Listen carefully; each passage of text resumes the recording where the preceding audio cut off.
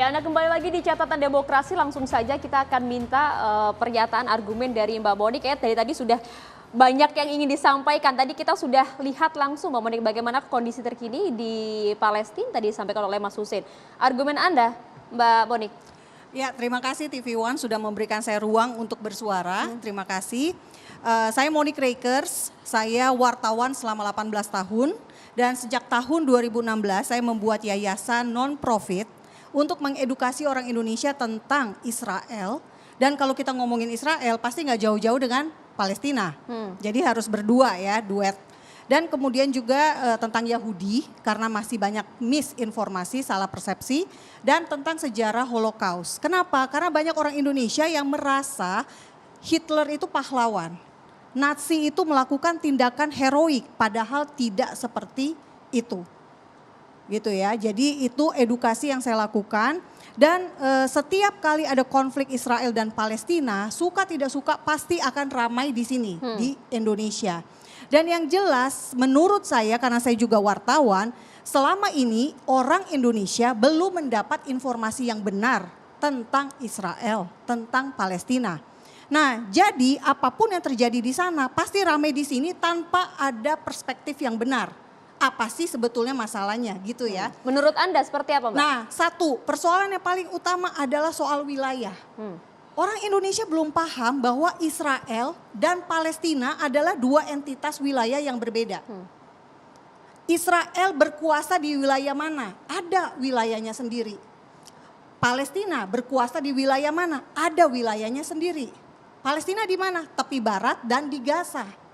Nah, yang aneh dalam konflik terakhir, kenapa bisa gitu ya, lokasi kericuhan, kerusuhan terjadinya di Masjid Al-Aqsa. Yang adalah lokasinya di Yerusalem. Gaza yang menyerang Israel. Kenapa bisa gitu loh, jaraknya 76 km nih, Yerusalem ke Gaza. Kenapa konfliknya, lokus peristiwanya terjadinya di Yerusalem Timur, tetapi yang bereaksi adanya di Gaza? Mungkin ini bisa dijawab oleh Mas Hussein nanti.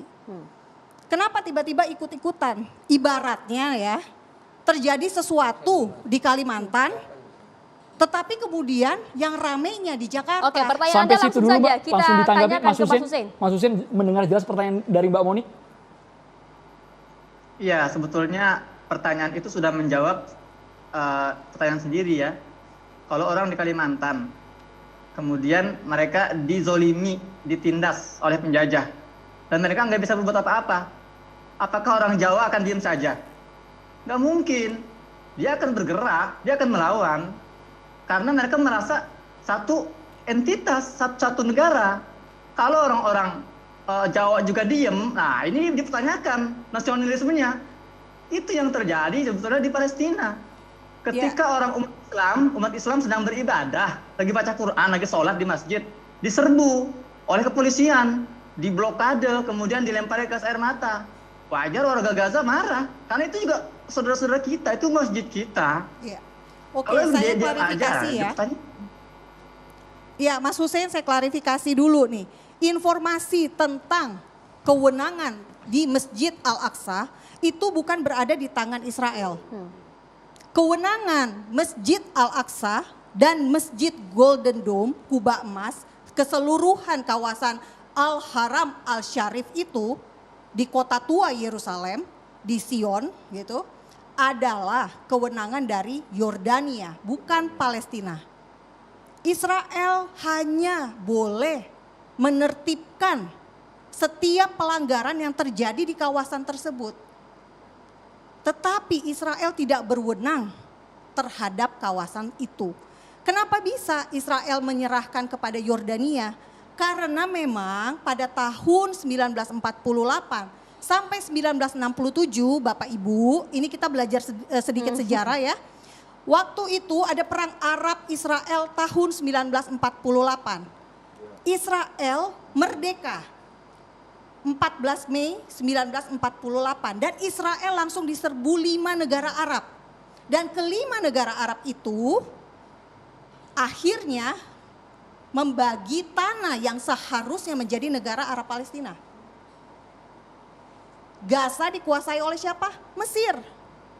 Tepi barat, Yerusalem Timur dikuasai oleh siapa? Yordania. Tidak pernah Palestina mendapatkan haknya. Jadi Bapak Ibu semua, saudara-saudara sebangsa dan setanah air yang kita cintai Indonesia ini, belajarlah sejarah. Kenapa ada konflik tahun 1948, kita baru hebohnya sekarang. Gitu ya. Mas Hussein, Kalau ditanggapi misalnya dulu Mas mau, Hussein. gini, Mbak kalau Monik ini porsinya supaya berimbang juga, Mbak Monik. iya, Mas Hussein tahu nggak tahun 1948 sampai 1967 Mas Hussein Gaza langsung. adalah di bawah Mesir. Mas Hussein silakan. Ya, pertama tanggapan ini tidak nyambung dengan pernyataan sebelumnya tentang kerusuhan di Masjidil Aqsa dan penyerangan di Masjidil Aqsa. Dan kalau mau melihat sejarah, jangan tanggung-tanggung Ibu, jangan ke 48 sebelumnya.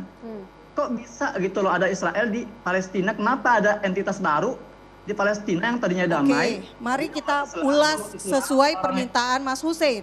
Kita mundur Ntar ke dulu, ntar belakang. dulu. Baik, Mbak Monik kita kasih kesempatan ke Mas Hussein. Orang Yahudi, Kami menghitung orang durasi. Nasrani, semua hidup berdampingan. Orang Islam, orang Yahudi, orang Nasrani semua hidup berdampingan di bawah kekuasaan khilafah saat itu ya, Khalifah Abdul Hamid. Tamam? Nah, tiba-tiba kok ada kerusuhan, ada konflik dan tahun 48 tiba-tiba ada sebuah negara yang sebuah bangsa Yahudi yang masuk ke wilayah Palestina secara ilegal kemudian memproklamirkan diri sebagai sebuah negara. Kalau mau loncat jangan terlalu tanggung. Dan ini saya yakin semua juga paham sejarah ini. Ini semua sudah bukan hal baru dan nggak perlu kita terlalu merendahkan IQ orang Indonesia masalah ini. Ibu Monik bukan satu-satunya orang ahli sejarah di Indonesia tentang masalah Palestina. Jangan terlalu merendahkan bangsa sendiri. Ini kurang tepat bagi saya. Boleh dijawab? Boleh. Oke. Singkat saja Mbak Monik. Iya, jadi Mas Hussein maaf saya tidak merendahkan bangsa Indonesia. Saya justru sangat menghargai. Karena itu saya tidak ingin bangsa kita ini berlarut-larut masuk dalam konflik yang sebetulnya ada dasar sejarahnya, ada dasar historisnya. Harusnya kita tahu dulu. Kenapa ada bangsa Israel? Bangsa Israel itu merdeka bukan karena mereka memerdekakan dirinya dengan begitu saja. Tetapi ada dasar resolusi dari PBB. PBB lah yang membagi dua tanah menjadi Arab Palestina dan Yahudi Palestina pada tahun 1947. Dan kemudian 33 negara setuju pembagian tanah tersebut, 13 negara tidak setuju. Umumnya Baik, mayoritas iya. Arab. Mbak Monik, sedikit saja. Menurut Anda apa yang melatar belakangi kemudian penyerangan Israel untuk menyerang Masjidil Aqsa kemarin? Israel tidak menyerang Masjidil Aqsa. Al-Aqsa tidak diserang. Oke. Kalau Anda melihat dalam berita-berita di Iran, situs-situs, nah mungkin Anda bisa menemukan bahwa sebetulnya hari Jumat terakhir bulan Ramadan, ini Anda harus cek juga ya. Oke, baik, kita cek langsung ke Mas Hussein. Mas Hussein, Anda yang berada di sana, teman-teman Anda kemudian menyaksikan apakah betul tidak ada penyerangan pihak Israel ke Masjidil Aqsa di malam Ramadan? Menurut saya ini adalah argumen yang sangat menggelikan karena bahkan Perdana Menteri Israel pun Netanyahu tidak menggunakan ini sebagai argumen. Netanyahu tidak pernah mengatakan kami tidak pernah menyerang Al-Aqsa. Tapi tiba-tiba Ibu Monik mengeluarkan statement ini dari mana dasarnya? Nggak ada pejabat tinggi Israel yang mengingkari bahwa ada penyerangan ke Masjidil Aqsa. Baik. Nah, jadi mana harus saya percaya, Ibu Monik atau statement dari petinggi-petinggi Israel sendiri? Baik, kita coba dengarkan pandangan yang berbeda dari Pak Mahfud Siddiq. Pak Mahfud Siddiq dari Sekjen Partai Gelora. Makasih banyak ini Mas Hussein Mas sudah Hussein, bergabung. terima kasih Pak banyak Mahfud atas Siddiq kita waktunya. dengarkan bagaimana versi Anda. Ini agar masyarakat juga tidak keliru akan sejarah yang ada. Iya, makasih. Pertama saya ingin mengapresiasi tadi statement dari Pak Hendro Priyono ya. Saya dari dulu manggil beliau tuh suhu. Suhu. Ya, walaupun kemarin saya sempat mendebat beliau ketika ada statement itu. Tapi hari ini malam ini saya mendapatkan penjelasan tambahan bahwa maksud beliau adalah reaksi kita sebagai anggota masyarakat terhadap isu konflik Palestina Israel ini tetap harus mempertimbangkan bahaya Covid agar jangan ini semakin meluas. Saya kira ini yang positif ya. Baik. Dan tentu saja di zaman sekarang bentuk ekspresi dukungan terhadap perjuangan kemerdekaan Palestina ini kan beragam, tidak harus di jalan memang. Satu misalnya gerakan crowdfunding dalam waktu 2 hari itu bisa mengumpulkan dana 1 miliar. Ini luar biasa. Mereka nggak pakai turun ke jalan, cukup dengan gadget. Itu bisa menghimpun dana 1 miliar dalam 2 hari. Jadi banyak bentuk-bentuk ekspresi yang tidak membuat kita menghadirkan kerumunan. Yang tadi dikhawatirkan oleh Pak Hendro ya, oleh Bang Edo ini. Nah yang kedua, saya tertarik tadi statement Mbak Moni bahwa beliau membuat satu NGO, LSM, non-profit untuk memberikan edukasi tentang kepada masyarakat untuk memahami persoalan Palestina dan juga Israel. Cuma dari penjelasan sepintas beliau tadi, saya malah tidak teredukasi.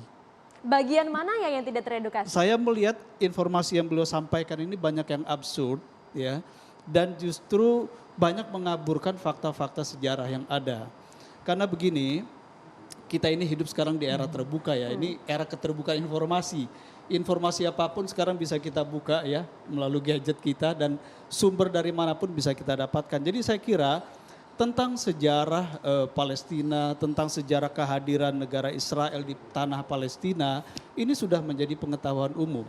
Tidak ada yang tersembunyi dan saya kira kalau kita mau bedah sejarah itu jauh lagi ke belakang, ya ketika bangsa Yahudi mengalami diaspora sampai dominan di penyebarannya di Eropa misalnya, yang itu juga memicu peristiwa atau tragedi Holocaust yang tadi disinggung Mbak Monik, ini kan semua bisa didapatkan dengan mudah dan sudah menjadi common knowledge ya, pengetahuan masyarakat. Jadi saya kira kalau kita ingin mengedukasi masyarakat ya jangan kemudian juga informasinya justru tadi seperti yang disampaikan oleh Mas Hussein, justru jadi seperti merendahkan nalar masyarakat itu sendiri.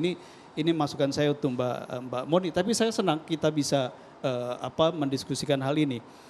Yang kedua, yang ketiga yang saya sampaikan begini.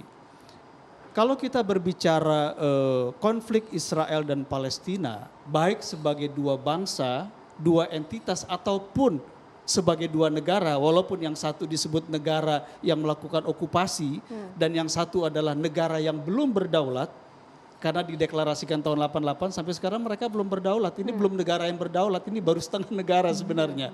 Jadi kalau Soekarno pada waktu itu mengatakan selama tanah Palestina ini belum diserahkan kepada bangsa Palestina sendiri, maka Indonesia akan tetap berdiri bersama rakyat Palestina untuk mewujudkan negara Palestina merdeka. Dan secara garis politik nasional luar negeri kita, saya sangat bersyukur karena tegak lurus. Pak Jokowi sampai pernyataan beberapa waktu yang lalu ya setelah konflik ini itu kan menyatakan bangsa Indonesia masih berhutang kepada Palestina. Ya, jadi sepanjang negara Palestina belum merdeka, bangsa Indonesia masih punya hutang dan memang ini bukan hanya jadi hutang moral secara tapi substansi landasannya itu jelas dilakukan oleh Ini pemerintah jelas. Indonesia. Ini Pak jelas. Mahfud ditahan dulu, Mbak Haikal, Mbak Moni, Pak Sulaiman, nanti kita berikan kesempatan Baik. kepada Jadi pemirsa ini untuk hutang bertanya sejarah langsung. negara dan bangsa Indonesia. Masih panjang ini perjalanannya. Sesaat lagi pemirsa hanya di Catatan Demokrasi.